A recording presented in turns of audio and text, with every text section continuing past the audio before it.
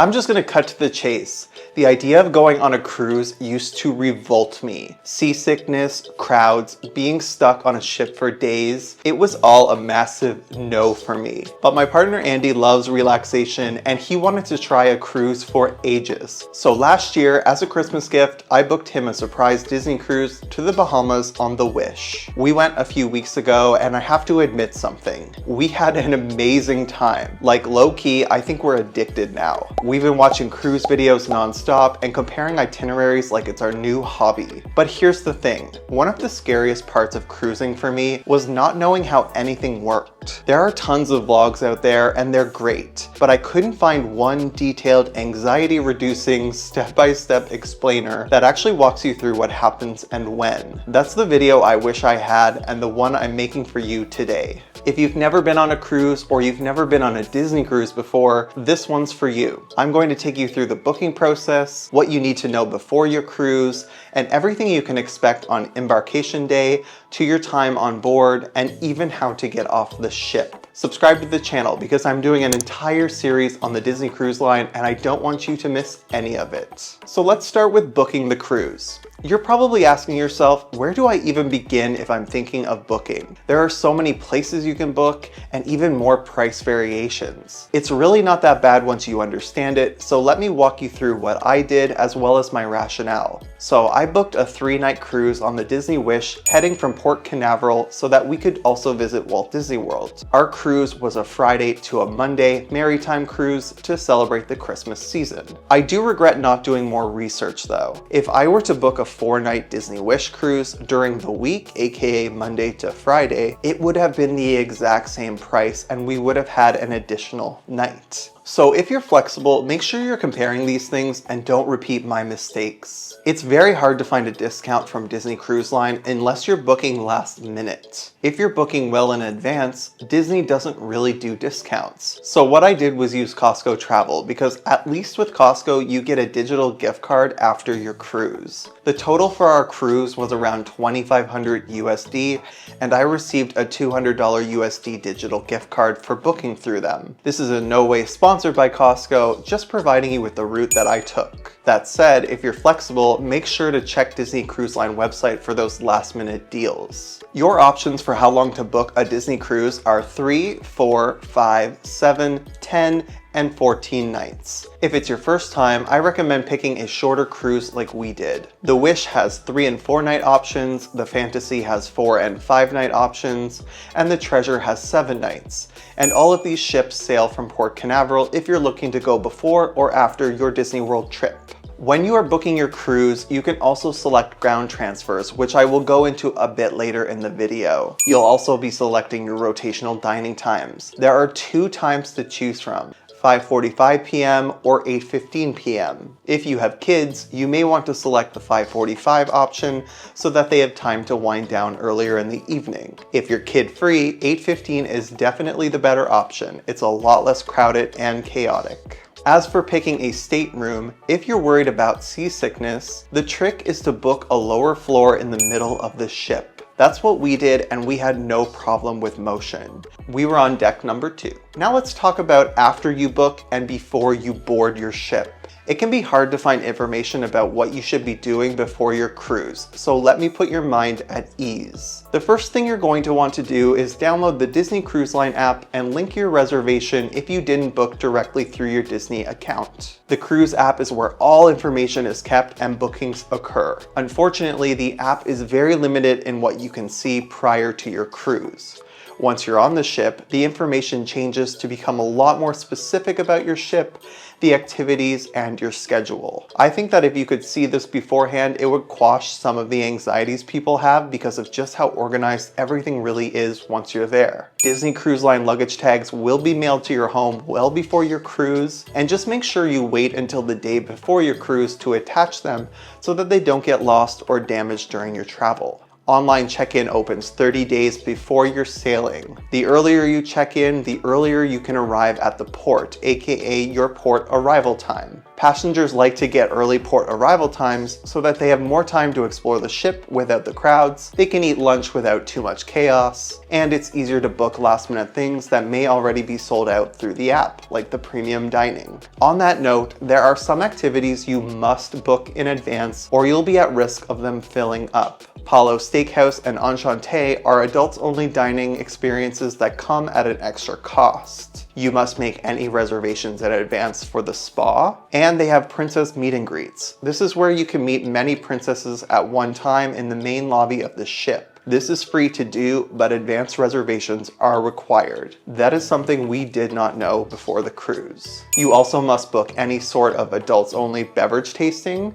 and if you have an infant you'd like to leave in the nursery for any amount of time, you'll need to book that as well. These experiences are all very popular, and you can book them 75 days prior to your cruise. Let's go over actually getting to your cruise ship, because this was one of my biggest questions, and it might be yours too. How the heck do we get from Disney World or the Orlando airport to the cruise ship, since it's over an hour away? Well, luckily, it's extremely easy. There are 4 ways to do this. Ground transportation provided by Disney, which is $45 per person each way. It picks you up from your Disney World hotel or the Orlando airport. Uber or Lyft will cost you around $80 to $120 each way, but depends heavily on demand. Private car transfers are available and will run you around $150 to $200 each way. Or you can rent a car, but keep in mind you'll be paying a lot for parking at the cruise terminal. Originally, when I booked the cruise, I did not pick ground transfers. What I did was look on my Uber app to see how much it would be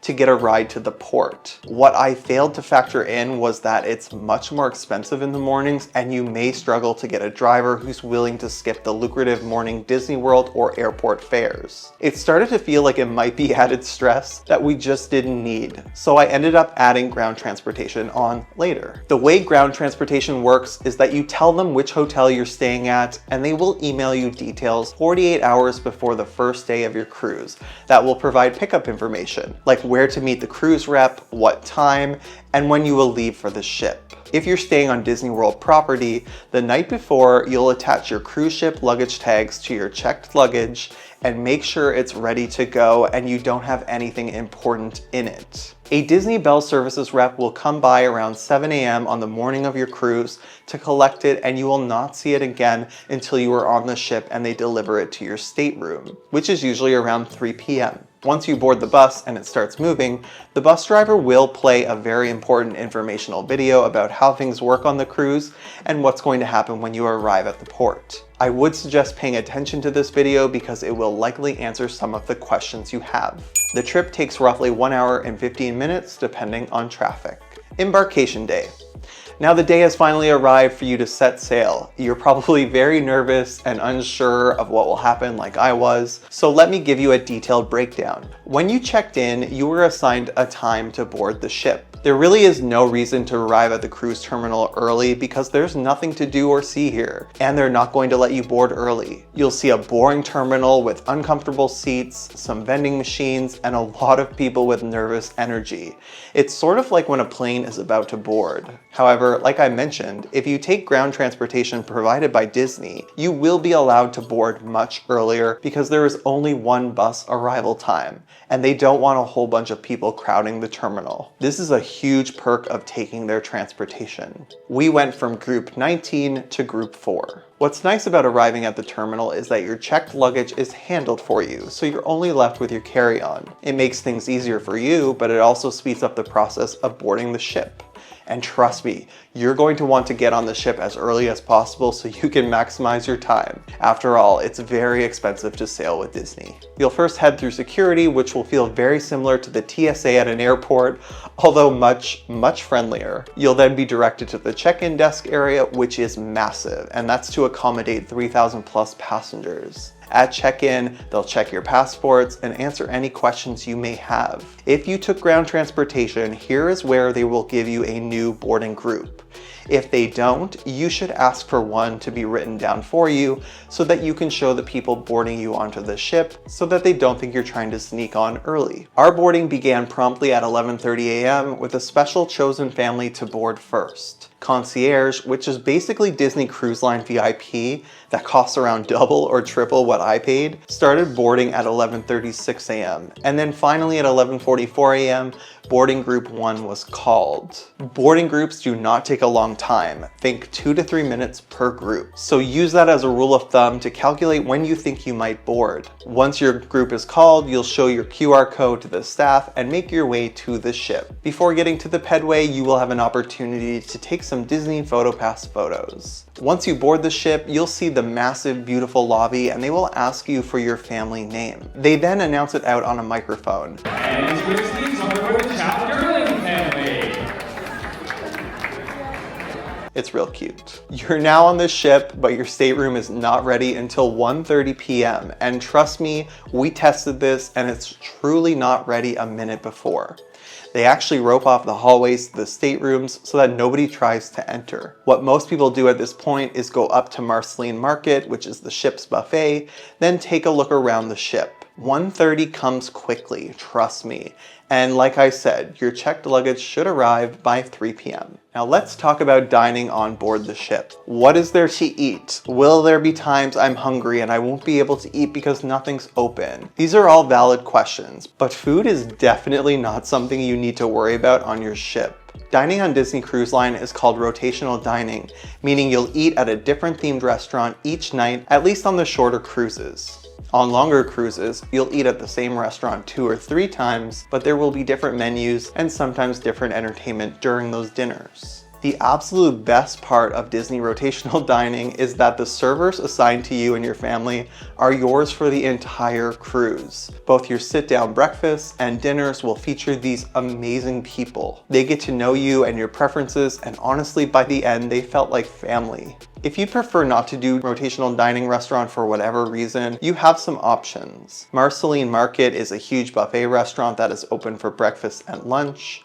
Palo is an Italian restaurant which is an extra charge and is open for brunch and dinner, and Enchanté, also an extra charge, is open for dinner. You also have poolside food options, usually open between 11 a.m. and 11 p.m. There's burrito bowls, barbecue, pizza, fries, and a whole lot more. There is entertainment with some of the rotational dining. Usually on the ship, there is a main event dining restaurant. On the Wish, it's Arendelle, where you're celebrating Anna and Kristoff's engagement party, and it is a blast. They even come to the table and say hello. Worlds of Marvel has some screen-based entertainment, and a character usually comes out towards the end of your meal. Then there is 1923, a restaurant dedicated to Walt and Roy Disney. There's no entertainment here, but there's plenty of animation props on display for you to look at. Each of the pubs and bars on board will also have snacks for sale at a nominal price. Let's talk about entertainment in a general sense. I'm not a person who likes rest and relaxation. I'm a bit high-strung. So if you're anything like me, you might think you will get bored on the ship. But I'm here to tell you that's just not true. There is always something for you to do on your Disney cruise. You will never be bored. There's a huge theater called the Walt Disney Theater on board each of the Disney ships that usually has 3 different shows. On the Wish, it has a show featuring Goofy called Seize the Adventure,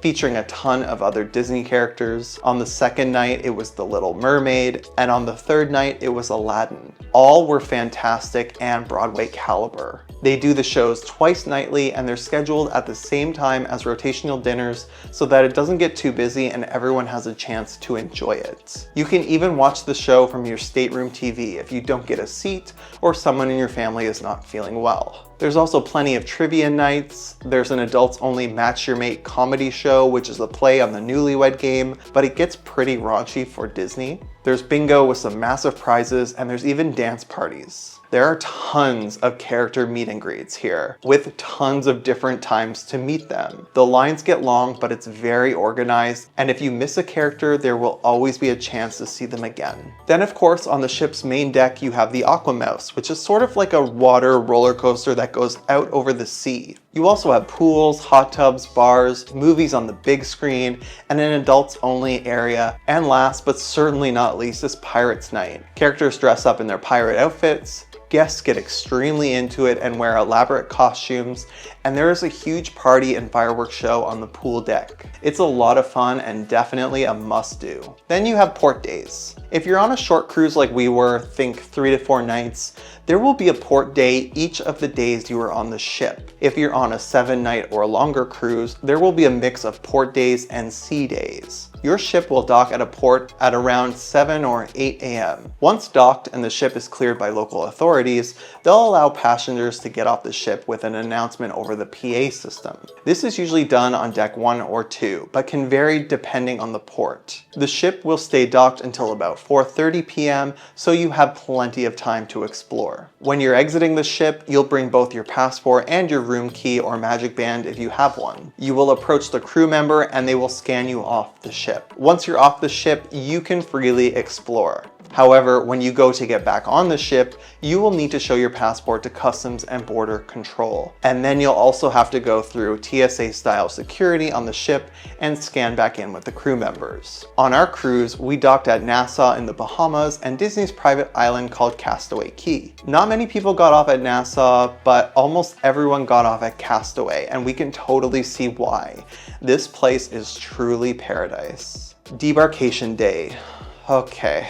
Your cruise has come to an end, and that's a very sad feeling. Luckily, the entire crew is there to make it as easy as possible. The night before you disembark from the ship, you'll be provided luggage tags in your room. They will just magically appear. If you want the crew to handle your checked luggage, you will leave it outside your room by 10 p.m. If you'd rather handle your own luggage, you can just skip this part completely. If your flight home is within a few hours of docking, they suggest you handle your own luggage. Breakfast will be provided at the rotational restaurants, and you'll be assigned a specific one, and you can find that in the app. The buffet will not be open on this day. When getting off the ship, it will seem like a nightmare because of the line, but it moves very fast and is very organized. Once off the ship, you'll go through US Customs, which moved extremely fast. It took maybe 5 minutes max. And that's it. Your cruise has officially ended. Time to pop some Prozac.